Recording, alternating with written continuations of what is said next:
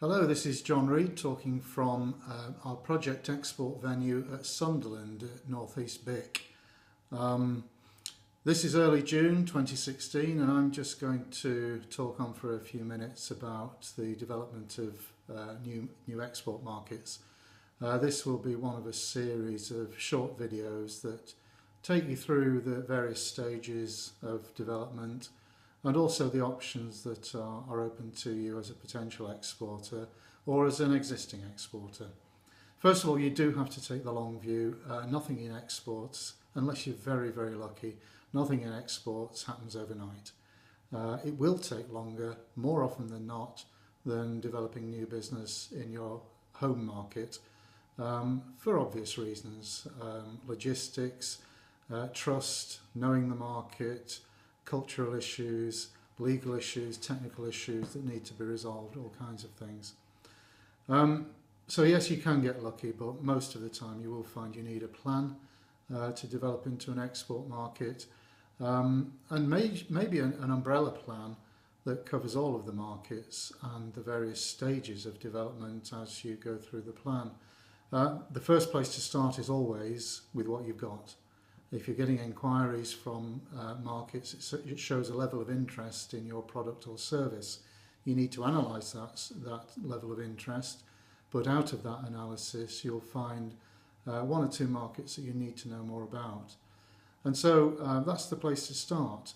The second thing to be aware of is that every time you do any kind of international promotion, be that developing a new website, engaging with people internationally on social media, sending out an email marketing campaign to customers who may or may not be in your home country, going on trade missions, attending overseas exhibitions, all of these activities, which should all be built into your plan, planned for, marketed correctly, they're all going to develop new contacts and new opportunities. So there are the first two levels. Your first customers, your first opportunities. And the next point that probably needs to be raised is, where have you identified that your market, that your products or services may sell? It's very often the case that new exporters particularly say, well, I've got a brother in America or a cousin in Australia and they're going to help me to promote the product. Well, it really is the wrong direction to take. You cannot move into a market without proper market research. And I don't mean necessarily that you have to pay huge amounts of money to achieve that. What you have to do is to look at your resource and see what you can afford, because every international trade plan starts with a budget. You can't get away from that. You will have to invest at some stage. And it may take some time for those investments to be realised and for a return on that investment to come back to you. So where do we go from here? What stages do you take? Well, very often you find that companies do things the wrong way round. Rather than getting all of the legal and technical standardisation, regulatory issues sorted out, they'll go to a trade mission, or they'll go into the market and spend 20 grand on an overseas exhibition.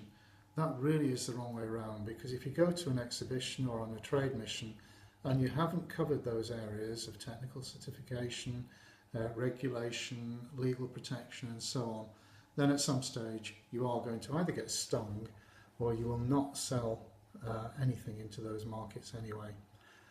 So those are the first few points. What I would add to that is, if you are budgeting to enter a new market and research is part of that process, think more locally to where you are.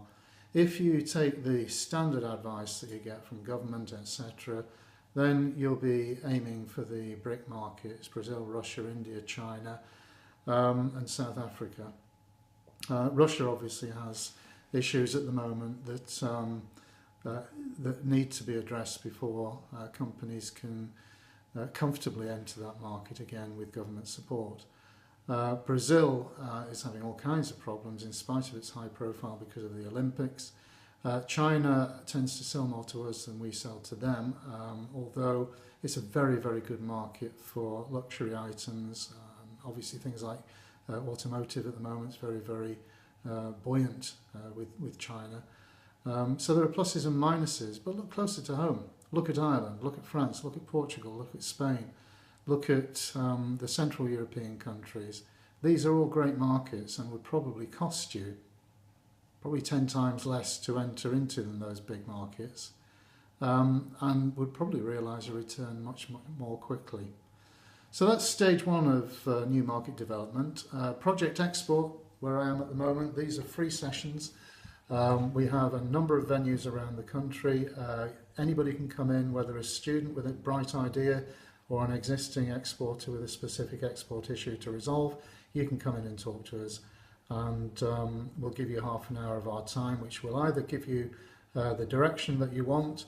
You may want to employ our services there afterwards, or you may want to talk to one of our associates rather than us. Have a great rest of day, wherever you may be and whatever day it may be. And I'll finish this now, and New Market Development 2 will arrive into your inbox probably in about a month's time. Take care.